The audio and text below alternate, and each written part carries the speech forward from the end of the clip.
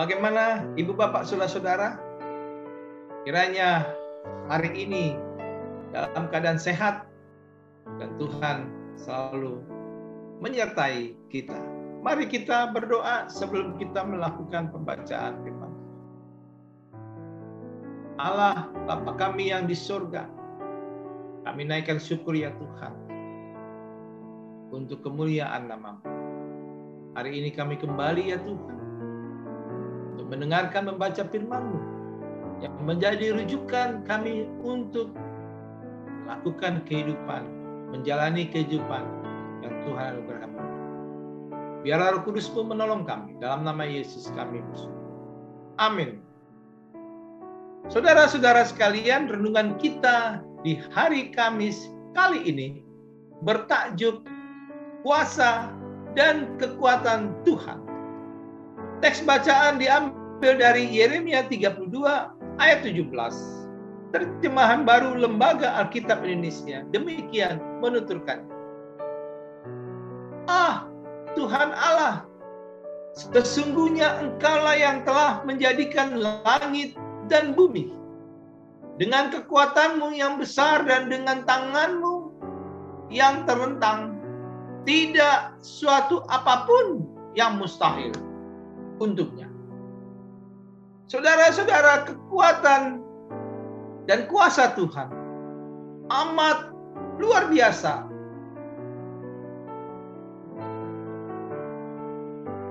Sedemikian besar kuasanya, kasih dan belas kasihan. Bahkan hingga Allah mengutus putranya untuk datang ke dunia, mati di atas salib di Kalvari demi menebus dosa manusia. Tuhan melakukan ini dalam keadaan sempurna, dapat mengampuni mereka yang berpaling dan mengandalkan diri sendiri. Yohanes 3 ayat 16 menuturkan bahwa apa yang tidak asing bagi kita, menyatakan bahwa kasih Allah yang besar.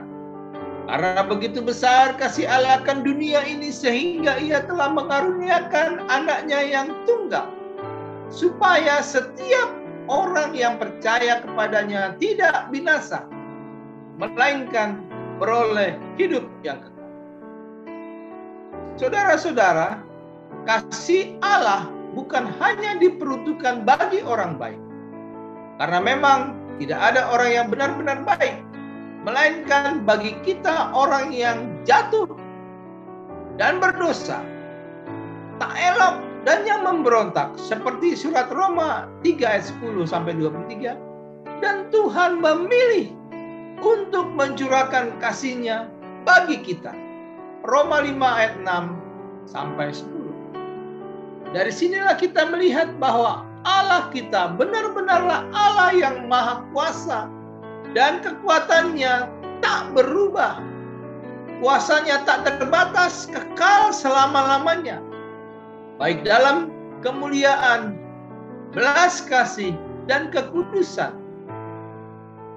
Saudara-saudaraku sekalian, tidak ada suatu apapun yang mustahil bagi Tuhan. Inilah jaminan yang membuat kita tidak takut menghadapi masa-masa sukar di akhir zaman. Ada banyak tantangan terjadi di hari depan, tetapi kita sebagai anak Tuhan jangan pernah berkecil hati. Terlebih lagi secara logika, mungkin kita sudah tidak bisa membuka jalan untuk kita lalui. Tetapi sadarilah, bukan bagi Tuhan, sebab semuanya mungkin. Dan tidak ada hal mustahil.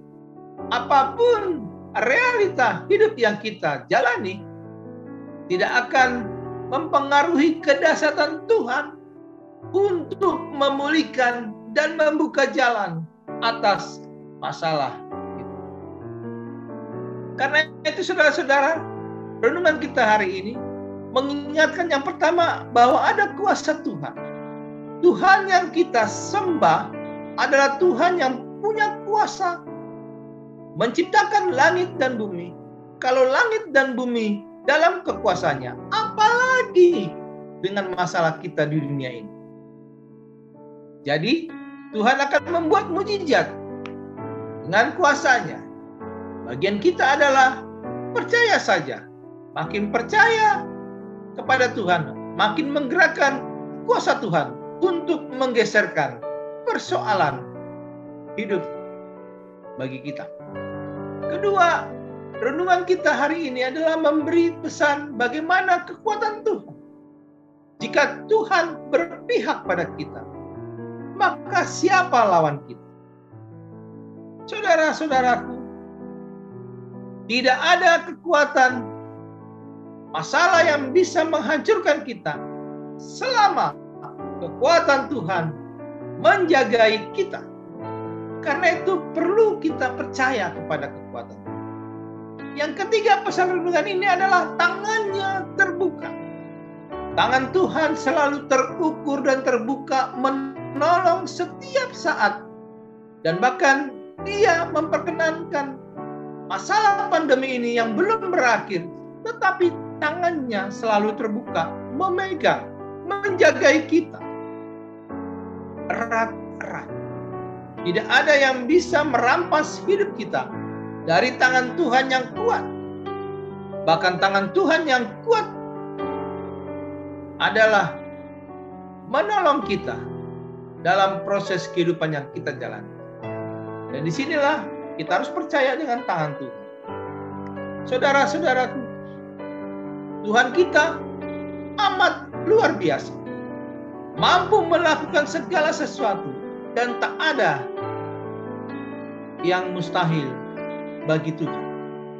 Dia tidak pernah gagal, Dia tidak pernah lelah, apalagi Dia tidak pernah kecewa.